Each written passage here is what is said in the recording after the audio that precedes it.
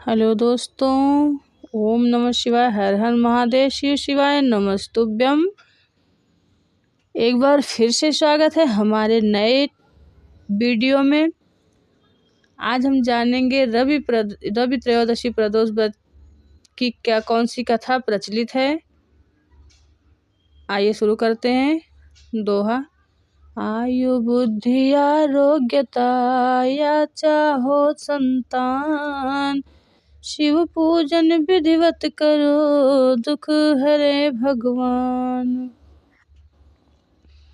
किसी समय सभी प्राणियों के हितार्थ परम पुनीत गंगा के तट पर ऋषि समाज द्वारा एक विशाल सभा का आयोजन किया गया, जिसमें व्यास जी के परम प्रिय शिष्य पुराण वेदता सूत जी महाराज हरि कीर्तन करते हुए पधारे।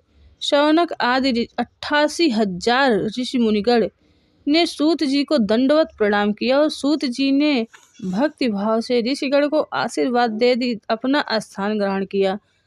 ऋषिगण ने विनीत भाव से पूछा, हे परम दयालु, कलयुग में शंकर भगवान की भक्ति किस आराधना द्वारा उपलब्ध होगी?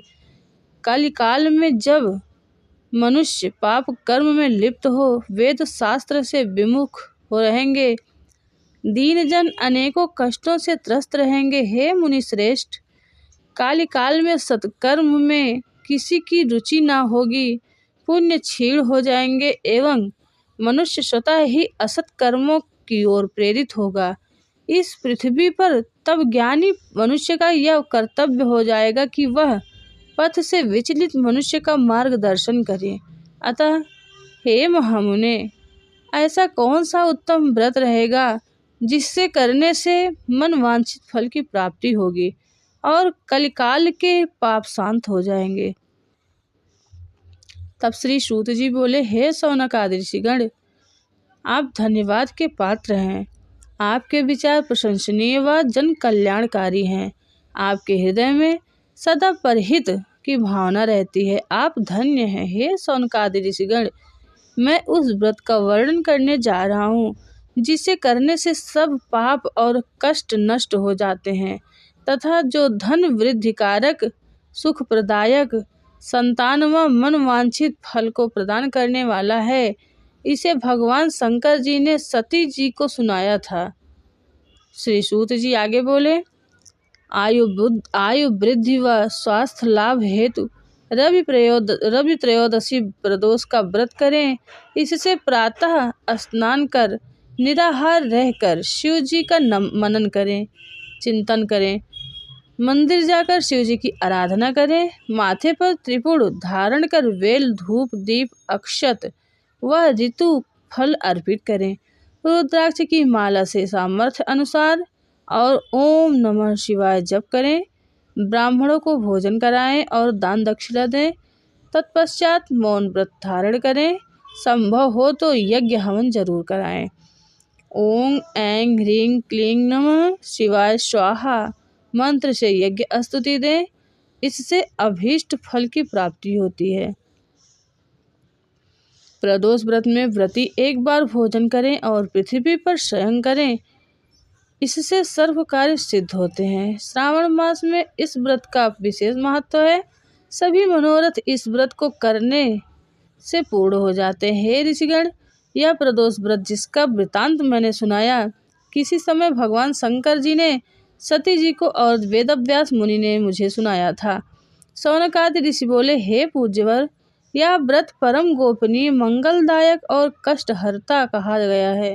कृपया बताएं कि यह व्रत किसने किया और इससे क्या फल प्राप्त हुआ। तब श्री सूत जी कथा सुनाने लगे। व्रत कथा इस प्रकार है। एक ग्राम में एक दिनहीन ब्राह्मण रहता था। उसकी धर्मनिष्ठ पत्नी प्रदोष व्रत करती थी। उनके एक पुत्र था। एक बार वह पुत्र गंगा स्नान को गया था। दुर्भाग्यवश मार्ग में उसे चारों ओर से घेर लिया और डराकर उससे पूछने लगे कि उसके पिता का गुप्त धन कहाँ रखा है। बालक ने दीनतापूर्ण उत्तर दिया, वे अत्यंत निर्धन और दुखी हैं, उनके पास गुप्त धन कहाँ से आएगा। चारों ने चारों चोरों ने उसकी हालत पर तरस खाकर उसे छोड़ दिया। बालक अपनी राह हो लिया। चलते चलते वह थक कर चूर हो गया और बरगद के एक वृक्ष के नीचे सो गया। तभी उस नगर के सिपाही चोरों को खोजते हुए उसी ओर आ निकले। उन्होंने ब्राह्मण बालक को चोर समझकर बंदी बना लिया और राजा के सामने उपस्थित कर दिया। राजा ने उनकी बात सुनी बगैर उन्हें कारागार में डलवा दिया। उधर बालक की माता प्रदोष व्रत कर रही थी। उसी रात्रि में राजा को स्वप्न में आया कि वह बालक निर्दोष है। यदि उसे नहीं छोड़ा गया तो तुम्हारा राज्य और वैभव नष्ट हो जाएगा। सुबह जागते ही राजा ने बालक को बुलवाया और बालक ने राजा को सच्चाई बताई। राजा ने उनके माता पिता को दरबार में बुलवाया। उन्हें भयभीत देख राजा ने मुस्कुराते हुए कहा, तुम्हारा बालक निर्दोष और निडर है। तुम्हारी दरिद्रता के कारण हम तुम्हें 5 गांव दान में देते हैं। इस तरह ब्राह्मण आनंद से रहने लगा। शिव जी की दया से उसकी दरिद्रता दूर हो गई।